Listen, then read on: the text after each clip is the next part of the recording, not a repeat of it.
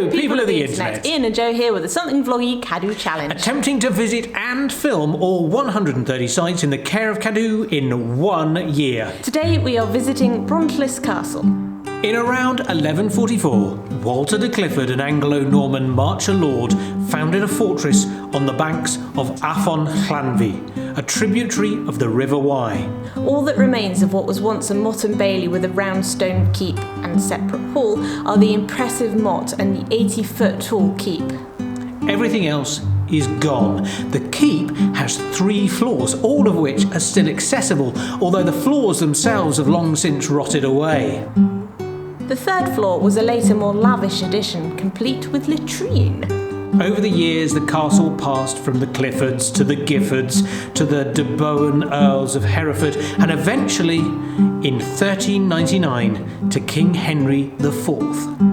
In the early 15th century, the fortifications were improved to withstand the forces of Owen Glendower. By 1521, however, the castle was considered beyond repair after a century of neglect.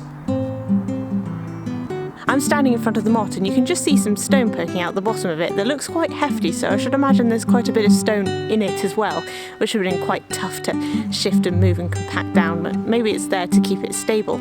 And on top of it is a tower, and I was impressed by Laucha Castle because it had a little section of castle left, but this has got a proper tower still on it, and you can go round the outside on a spiral staircase. There really aren't very many mottes that still have stuff on them.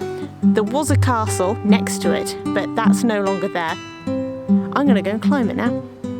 The views from up here are really lovely. You've got all the nice autumnal trees in the background, and you've got a view over the river, and it's quite peaceful from up here, actually, as well. You can just hear the babbling of the river over the road. But behind me now also is something I quite like to see. Bit of nature climbing on up the window. There. He's kind of framed this bottom window in a kind of a rash of greenery. It's really lovely. I think of all the mottes I've been, this is definitely my favourite, and this is the perfect day to see it because it's just absolutely, even though it's grey and overcast, it's kind of made it because it's just kind of misty and ethereal. I like it anyway. I'm at the top of the motte, and this is still pretty high, not taking into account the fact that you can go into the tower and get higher still. You've got a pretty good view across the countryside if you were to get rid of the trees that are in the way. So, as a defensive point, it's fantastic. You really can see what's out there. The other advantage of this is that you can be seen from a long way off, so people can go, oh, I'm not going anywhere near there because there's a thing with probably people with bows and arrows and that sort of stuff. So, it's a good defence and it's a good deterrent. Come into the tower, and this is the first floor you come into, which I suppose you might think of as the ground floor, even though you've come up the motte. Below us there's a basement, but you can't go into that because that's a hibernaculum for bats, and well, it's all cordoned off so you can't get in there, which is good because the bats don't want to be disturbed. Now, this would be kind of an antechamber, a place that you would come and wait to be taken upstairs to the nice bits where the fireplaces are, and it's a bit more luxurious. So let's head up now.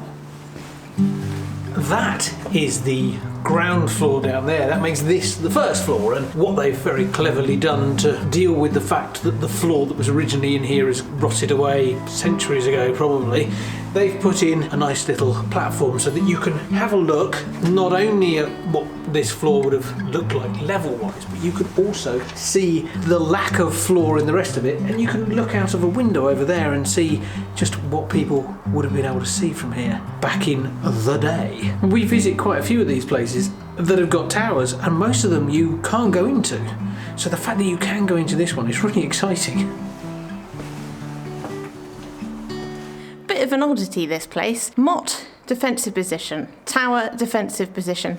These windows, not so much. I mean, you had a window at either side so you could go and have a look, and you've got windows on every level, but they're not exactly what you'd call archer slit defensible type things. They're more, oh look, you're very pretty.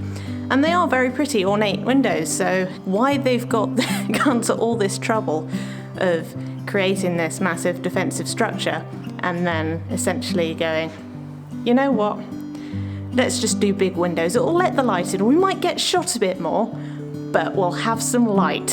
What I actually suspect happened is that they must have had some archer slits here and then they've expanded them to make nicer, prettier windows as the defensiveness was no longer needed and they were able to live in it. Could be wrong though.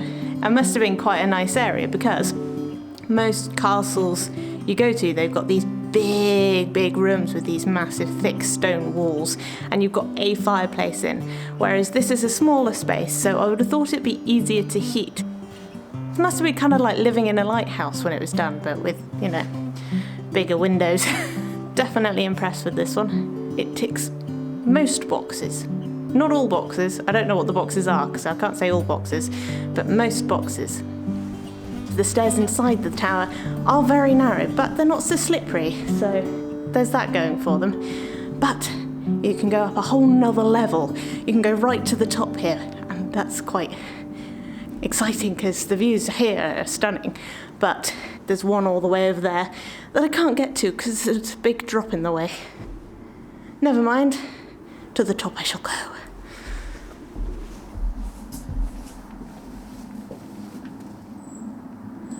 Not to sound a bit too window obsessed here, but they did like a nice window seat because look at that. You can plonk yourself here, and I'm not going to because there's bird poop all over the place, and look out at that view, and that tree wouldn't have been in the way, and it would have been lovely.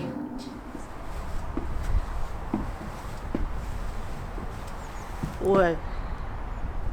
We were promised fantastic views at the top, and that's what it's delivered. I mean, it's a misty day, and yet you can see the mountains in the distance. It's just stunning. Imagine, because that's all I can offer you, imagine what it would look like on a beautiful, clear, sunny day, middle of summer.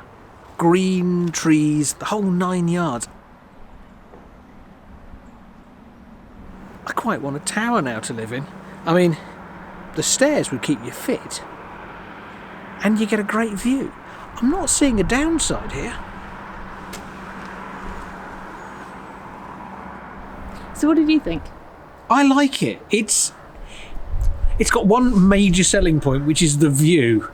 And if you just want to come for the view, it's well worth it. The fact that it's also got so much of it left, it's the little details, the fireplaces, the doorways, the really fine stonework on the thing. Just above the fireplace, there are two little things that stick out, and they're for putting candles on so that you can actually see.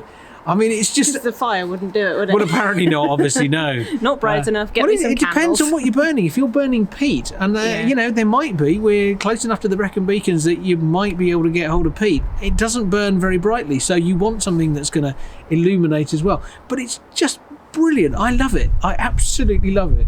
Yeah, I agree. I mean, how many mountains can you see from here? I can't even count them. It's crazy, isn't it? I mean...